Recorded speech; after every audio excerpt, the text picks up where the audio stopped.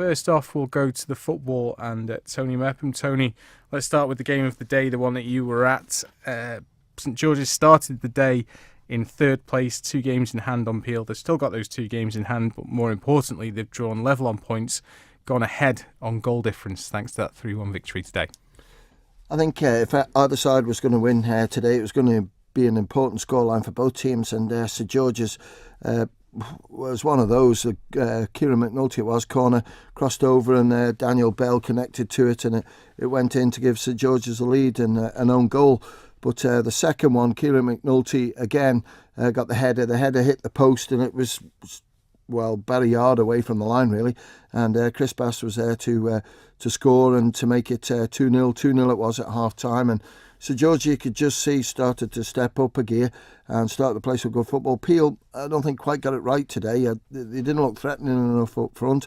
Midfield didn't seem to get a hold of it. But, it was still competitive. And then when the third one went in, and what a great goal it was a nice little flick by Johnny Myers. McNulty brought it down, saw Chris Bass on the right hand side, played it to him, and Chris did really well to control it, and then he finished it off to make it 3-0. Lee Gale left unmarked on the left hand side, and he took one away from distance. A couple of great saves by Owen Dawson as well, and fair play to St George's. I thought the second half they looked like the St George's of old. Kieran McNulty was threatening Chris Bass as finding his feet as he gets back in, and even brought Sean Quay off the bench late on in the second half to replace Furrow Davies, just to try and mix things up. Sam Kane, I thought Jack McVeigh stood firm at the back. Andy Perry didn't really have too much to do, and it's just finished up a comfortable victory in the end, certainly by second half performance for St George's against Peel. Corinthians capitalising on Peel's loss to St George's to go 3 points clear. It looked for the longest time like it wasn't going to be their day today. And then Stephen Whitley came up with a bit of magic from a free kick.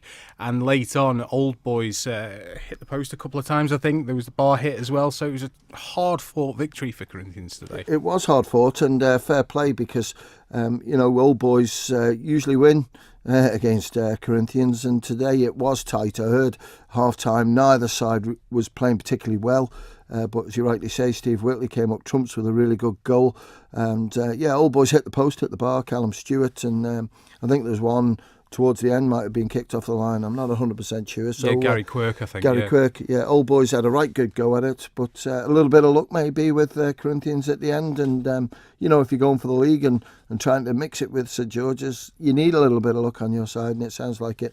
Maybe Corinthians got it today, but it won't bother them. As you rightly say, Corinthians go 3 points clear, played 15 for 37 points, and move on to the next game, which I think might be St John's next week. Russian United, they had a good win against Braddon, 4-0. Josh Kelly was the hero for the Spaniards, and that's pulled Russian 3 points closer to Peel, so they're now 4 points behind Peel with the game in hand. They're on 30 points, so good win for them, and good for them in terms of the league, that they can catch up those 3 points with their old firm rivals as well. Yeah, and it's a good win for Stevie Burns, because he's in charge at Russian now, because Paul Jones has stood down. He was due for an operation on Wednesday. It didn't happen, but he had to sort of stay out of it for 3 or 4 weeks after the operation, so I don't know where it is. Paul's still going to be around there as well, but great performance by Josh Kelly with that hat-trick, Craig Murphy as well with the other one. And just going back to that St George's Peel game, Lee Gale's goal evidently was his 200th goal for Peel, so in a short space of time he's been there. Incredible, so congratulations to Lee. Indeed, yeah, we've just got a text about that actually, saying he becomes only the 10th Peel player in the club's long history to achieve the 200 club status. Now joins the ranks of some of the all-time club legends in achieving that special mark. That comes from a very proud dad. Yeah, Tony's a great guy, and very proud of his dad, and it'd be quite interesting see if Tony can remember. His text us through who the other 9 were. I think Davy Crane will be one, Chris Hawke will be another. I'm trying to think off the top of my head. I'll have a think about that one, but I think a few of them will be. I think who else will be involved in that one? I'll have a think about that. You have a think about that during the course of the programme. And if anyone out there knows, then please let us know. 166 177. I appear to have got one of the results wrong here. I've had a text in saying that Michael, Castletown Combi lost 2-0 to Michael, according to a text there. So thank you very much for that clarification. And if we move on, we have... who else have we got here? St Mary's, good win for them today. Douglas Royal, they beat 4-0, and that man again, Stephen Priestnall, with a brace. Yeah, Stevie playing really well at the moment. It was tight at half-time, 1-0, so Douglas Royal will be happy with their first-half performance. As you say, Stevie got 2, Brian Crellin as well, returning from injury. I think Joe Perquist, one of their good young players coming through the St Mary's system, got the other one. And also, I believe, St Mary's goalkeeper, it might be Kirill Velev, saved a penalty as well. So well done to St Mary's, well done to Royal, because you're playing against one of the better sides, and Royal are struggling towards the bottom, and to only get beat 4-0 by a team that's in form shows that they've put in a good performance. And St Mary's have played many more matches than 7th placed Old Boys, who are just below them in the league table. But there's now 8 points difference. So there is a bit of a gap opening up there, although things are skewed, obviously, because of the vast disparity in matches. St Mary's have only got 4 left to play. They've played 20, and Old Boys have played half of their allocation. They've played 12. Yeah. And finally, this is a great result, actually, towards the lower end of the table. Ramsey, who have only picked up 1 win all season, and I think I remember you writing them off in the preview as well, Meps.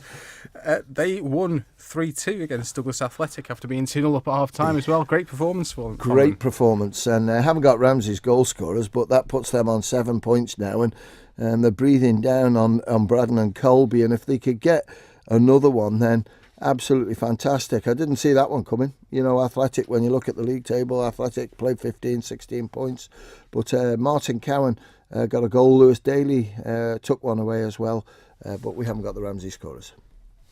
If we move into JCK Division 2, it was a very good day for Castletown. The guests from Friday Football Focus last night, Patty Quinney and Gary Sansbury, so there was no sort of jinx for them today. It was a stonking win away at Michael at 10-0. And Alex Crawley, that man again, 4 goals today. That's fifth hat-trick in a row? I think so. That's what I thought Gary said last night, but 4 goals for him today. Joel Callow got 2. Conor Garrett got a couple of goals as well. Richard Foden weighed in with 1, and Noah Sansbury, who's over at the moment from university, goes back tomorrow, got a goal as well. Nice to see Noah back. He's a really tidy player.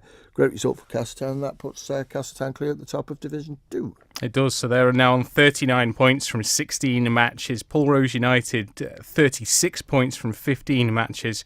Castletown obviously did a great boost to their goal difference today as well. Now they're plus 44, Pulrose plus 43, so very tight at the top there.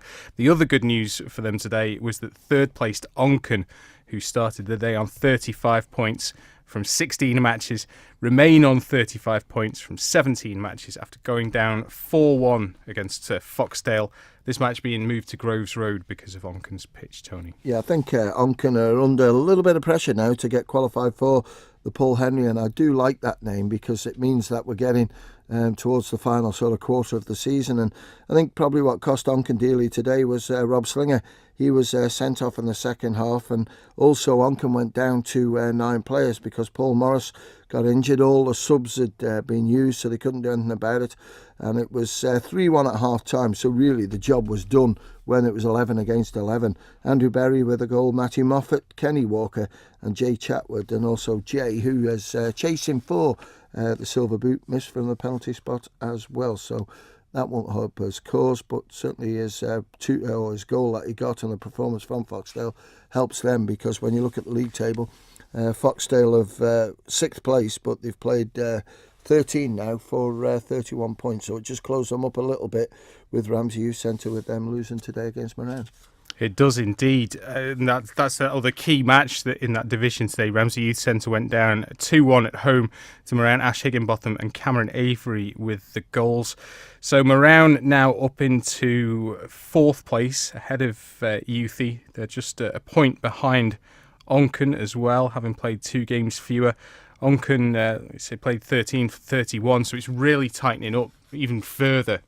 And those teams with a couple of games in hand, Foxdale and Moran, as we've said in the last few weeks, they're poised. They're looking quite ominous there, and they're in good form as well. They certainly are, and when you look at the goal scorers there, Ashley Higginbotham scored again, and he scored midweek. Cameron Avey scored, and he's so solid at the back as centre-half, and it's getting really interesting now. Hopefully we're going to get a good run of games with the weather. And I'm sure this will be chopping and changing as things go, because we've got the Woods Cup quarter-finals coming up as well in a couple of weeks. So it's going to be a busy time for the Division 2 sides. This ended like a cracker of a game. Malou won 4-3 away at Jims. They were leading 3-1 at half-time, and then very, very quickly in the second half, Jims got it back to 3-3, and then I've heard this report from a couple of sources, Darren Flanagan with an absolute stunner for a winning goal for Malou. He's a good finisher, Flanny, and when everything goes well for him, he really does put in a good performance. But today, Jims were trailing 3-1, and then they got it back to 3-3 really early on in the second half, and Adam Johnson with a couple of goals again. Callum Pate got one. As for Malou, some good goal scorers here. Dale Walker, Dan McLaughlin, Ash Egan, who plays at the back but ventured up today and scored one. And as you say, Darren Flanagan, and the comment I got was an absolute stunner. Just an update from Ramsey. Thanks very much, guys. Their goal scorers today, Dom Parrish with 2 and Doran Tatar. So good that we got to mention them on their second win of this season. And finally in JCK Division 2 today, Douglas and District 3, Governors Athletic 1. D&D had been 1-0 down at half-time. Daniel Stewart-Clegg, regular goal scorer for them with a brace. Yeah, Daniel Stewart-Clegg does come up for D&D regular basis. He got a couple. Owen Stewart got the other one. Haven't got Governor's goal scorer, but what a turnaround that was in the second half by D&D after trailing that game by 1-0. This is wonderful. We've got a couple of people who've texted in about the field goal scorers. Shall we do this then? Go on. Right, top, Keith McQuillan. Yeah, I thought it would be. 489 goals, and he's a long way ahead as well. We've got David Crane and Terry Vincent, both on 338. Yeah. Henry Cowell, 298. Chris Hawke, 243. Jimmy Moffat, 239. G. Lowy, would that be Gordy Lowy? 234? Probably, yeah. Yeah. Tommy Clucas, the late Tommy Clucas, with 213. Tim Tier with 201, and then Lee Gale with 200. Yeah, that's good. And I remember Chris Hawke, that's my time. Some of the other ones are a bit before me. I started playing when Keith McQuillan was just about to finish, or he might have finished, and he was a legend. And I remember when I was a young lad serving my apprenticeship that he was always the talk of what a great goal scorer he was. And for Lee Gale to be in that bracket as well at such a young age, I don't know what Lee's, 25, 26, still a lot of time to go there. And, it's really nice to see. And I would say with those stats you've got there, that's Colin Moore that's put that together. It certainly was Colin Moore, indeed. He's an absolute legend, and well done to him. And, it's really nice that someone in a club takes that interest to keep all the stats and games and stuff like that, because it just adds a little bit of meat to the bones, doesn't it? It certainly does, yeah. And like you say, it's a stunning performance from Lee as well, considering the history of the club and how many great players have played for them over the years, and what a dominant side they've been at in numerous periods. Can Tony write Ramsey off every week? That's from Junior, who might escape Not a problem. I'll do that for you, Steve. There's not a problem.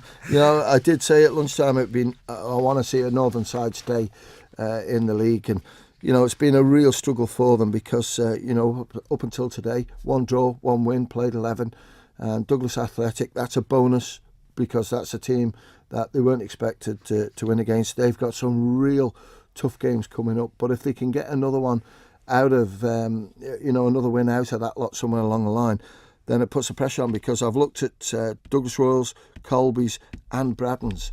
Braddon Ramsey, that puts a different picture on it now. I don't know when that game's coming up, but it's a game that I thought Braddon would win, and then Ramsey are going to find out how to get the points. But if they got 3 there, 7, 10, then it changes all around again. It's great to see. It's still time yet. Right, thanks, Tony. That's where we'll leave the football. We'll be speaking to... Sorry? Do you want to do the combi? Just a quick look through. I think we've got a little bit of time, but not a huge amount. Okay. Big win for Rushden United today. Good news for them was that, this is in Combi 1, the Corinthians lost as well, so open up that gap a bit at the top. Yeah, it was Brad Humphreys with 1 for Corinthians and 2 goals by Aaron Beattie in their 5-3 defeat against Old Boys. It was Mikey Booth with 2, Nigel Moody, David Quirk and Dean France for the Blackberry Lane team. Colby 3, St John's 1. I haven't got Colby scorers, but Nick Ford got the goal for St John's. Big score, Braddon 0, Russian 10. Russians remain top of the table. Andrew Moody with 4, Andrew Hughes with a couple, Ryan Crawley, Kyle Lunn, Craig Gelling and an own goal. Douglas Royal 4, haven't got the scorers, St Mary's 1, Darren Dooley. Peel 1, Ethan Herbert, goal in the second half. St George's 2, Tom Chattle with 2 goals in the first half. And in the combination, Ramsey 2, Douglas Athletic 6. Ramsey with 2-1 up at half time. Alfie Crow and Mark Slinger were the goal scorers for Ramsey. For Douglas Athletic, it was Drew Ward with a couple, Leon Dawson and Darren Shields also with 2 apiece. And the win for Old Boys coupled with Corinthians' loss means that Old Boys go into second place in Combi 1. Yep. And moving into JCK Combi 2, Tony. Yeah, Castletown 2, Michael 0, but we think that's the other way now, don't we? It's Michael. We've been told 2. Actually that it was Michael 2, Castletown 0. Yeah, Castletown, which bit of a surprise because Castletown are third and Michael are bottom, so we'll get that one checked. But Foxdale 0, Onken 2, Bill Coulter and Nick Harvey were the goal scorers there. Governors Athletic 0, Douglas and District 4. It was 2-0 at half time. An own goal, Ashley Humphrey from the penalty spot, Rick Radcliffe and Mark Quirk. Maloo 4, Jims 2, nice and tight at the interval, 1-1. Tim Collister with 2 goals, 1 from the penalty spot.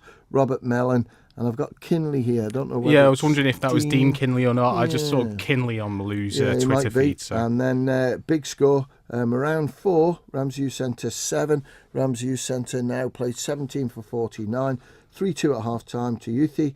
June Killett with a hat-trick, Tom Curfew with 1. And Tony Corlett with a couple of goals, Johnny Curfew, Martin Murphy, Andrew Feeney, Dylan Parrish, an own goal. And an own goal, yeah. And, that completes the scoring in Combi 2. And impressively, that takes Ramsey Youth Centre up to 119 league goals in 17 matches as well. So absolutely incredible.